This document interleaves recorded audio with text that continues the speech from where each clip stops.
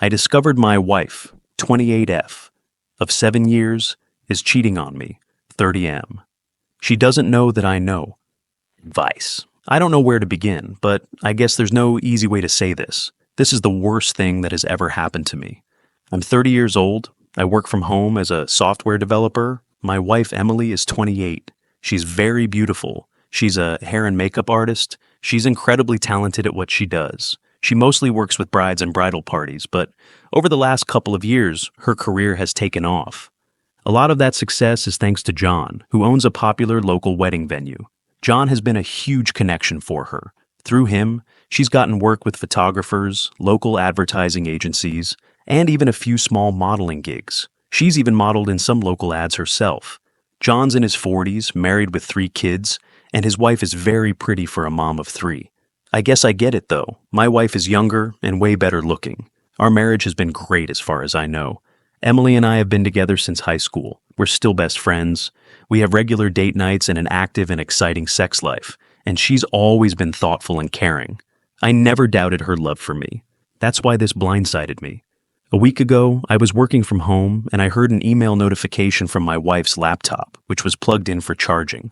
She had logged into it before going to the gym, and she doesn't like her computer locking automatically when she leaves it alone. She forgot to lock it before leaving it. I saw the email preview notification from John, and it looked fishy, so I opened it. It wasn't romantic, it wasn't even sexual. It was logistical, a time, a place, and some comments about keeping things discreet. But it was the last line that floored me. "You're incredible. I can't stop thinking about last night." I thought about last night. She came home late, said she'd had a long shoot with a photographer, and we had dinner together like everything was fine. Normal. I scrolled back through her messages and emails. Most of it was mundane, work-related, professional, but sprinkled throughout were little hints, things that didn't sit right. John said she looked beyond stunning at an event. Emily thanked him, but kept it neutral. Nothing about love, nothing about feelings, but it was clear something was happening. Then I read an email about booking a hotel for them both in town. It said it was the usual place. I felt like I'd been punched in the chest. I started panicking about it and went online, looking for information about cheating. I read about the red flags and thought about the ones she showed. Emily's work schedule had gotten a bit more unpredictable over the last few months. She'd started dressing up more, with new outfits and sexy underwear, even on days when she said she was just running errands. She was grooming more down there, but I thought she was doing it for me. There were nights when she came home later than usual, blaming long shoots or last-minute bridal emergencies. But she never seemed distant. She never pulled away from me. If anything, she was more attentive, initiating sex more often, planning surprise date nights, and constantly telling me how much she loved me. That's the part that stings the most. I didn't feel like I was losing her. I felt like we were closer than ever. I started paying closer attention. Later, I was snooping around the house on the pretext of cleaning, and I found a small jewelry box tucked into one of her makeup drawers. Inside was a necklace, simple but expensive looking. I hadn't bought it for her. When I asked about it casually later, she said it was a gift from a client. I didn't question it at the time. It seemed plausible. She works with high-end brides all the time, and clients giving her gifts isn't unheard of. But now, I couldn't get the image of that necklace out of my mind.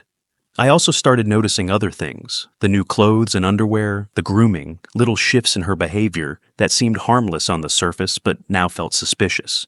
I've been copying the messages to my computer and torturing myself by going over and over them.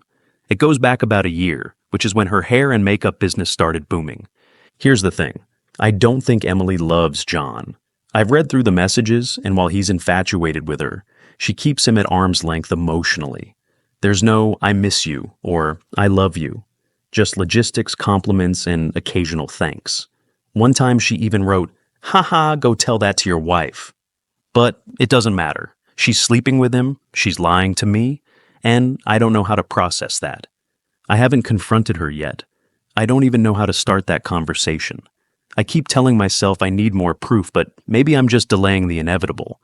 All I know is that the woman I thought I knew, the woman I married, seems to be fucking another guy. If I confront her, she's going to deny it either way, right? I know I should probably just sit down and talk with her, but then that would clue her in, right? I Googled it, and we live in an at-fault state. We don't have kids. So if I divorce and I have proof of her cheating, she won't get any spousal support. Also, couldn't she just make up terrible shit that I did to her to control the narrative with our families? I mean, I don't think she'd do that, but I didn't think she'd cheat on me either. It's late and I'm drunk. I'll check out what Reddit has to say about it, but I just want to go pass out and hear any recommendations from people who have been through this. I mean, it doesn't seem like she loves him, but does that even matter at this point if she's cheating on me? I discovered my wife, 28F, of 7 years is cheating on me, 30 mem. She doesn't know that I know. Update, original post. When I originally posted, it got buried and ignored due to karma limits. Here's an update. TLDR. On Christmas, Emily got an anonymous gift from John. It pissed her off. On New Year's, she left, promising to come back in time for the countdown and kiss, but didn't, and was very late. And Ugly cried way too much about it.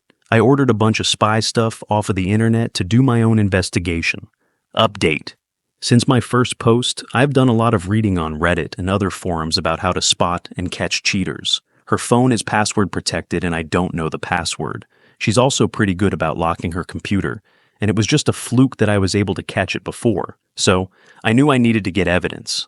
The following is not my idea. This is all advice I got by obsessively reading Reddit stories and comments, as well as other forums. I ordered some cameras on the internet that look like smoke detectors. I convinced Emily that our home insurance would go down if I put smoke detectors in every room. I ordered a book off of the same site called How to Be a Great Husband. Discover the secrets to a happy marriage without changing your wife. And I left it around for her to see. She did, and I could tell it made her uncomfortable. I got a GPS tracker and a voice-activated recorder, VAR, along with some strong Velcro for putting it under her driver's seat. Unfortunately, you have to subscribe to a service to use the tracker, but I figure I won't be subscribed to it very long. Now, this has all been happening from when I first became suspicious until now. Just a couple of days ago, January 20, is when I finally got everything set up. When I got the VAR, I tested it by hiding it in the table centerpiece, and I sat Emily down and asked her questions. Honey, I am doing a personal inventory to try to be a better husband and partner. To that end, I wanted to ask you some serious questions, and I want some serious answers. Do you feel I have ever abused you in our marriage? Do you feel I've ever cheated on you in our marriage? Is there anything you feel I could do to improve myself as a husband?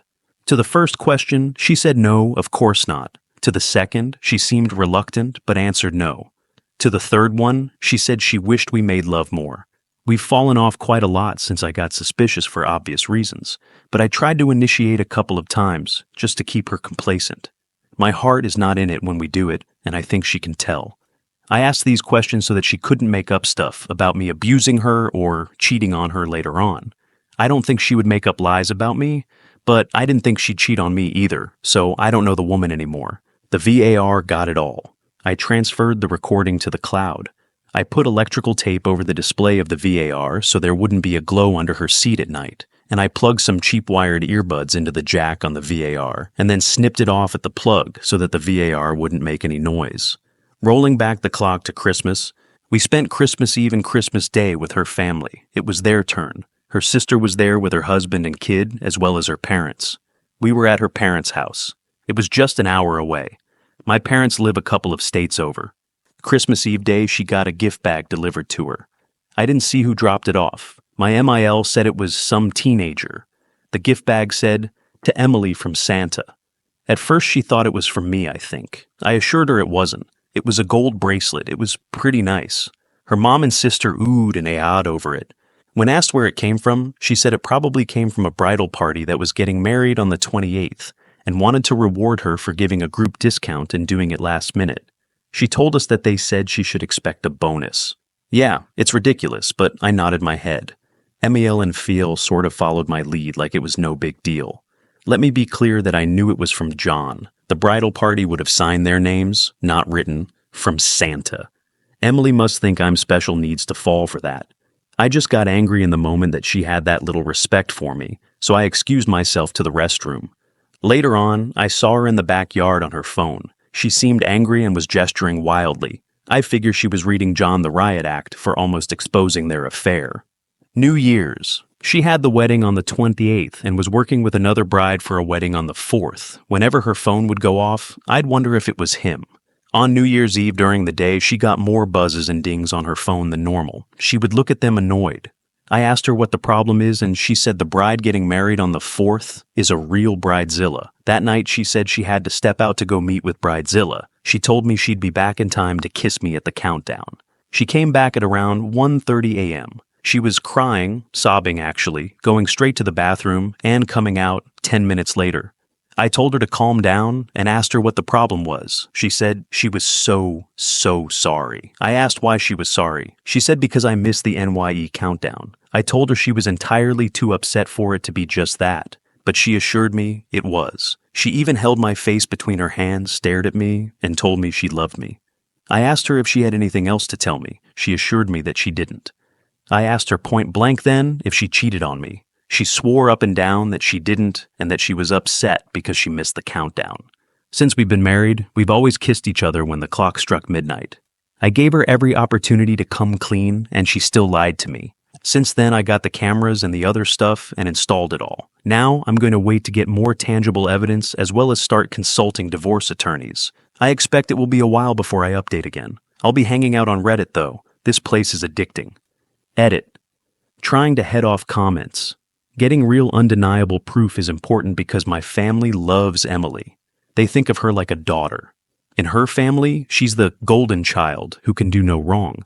If she told them I was abusive or a cheater, her family would believe her. My family would probably take my side, but they'd interrogate me to make sure I didn't abuse her.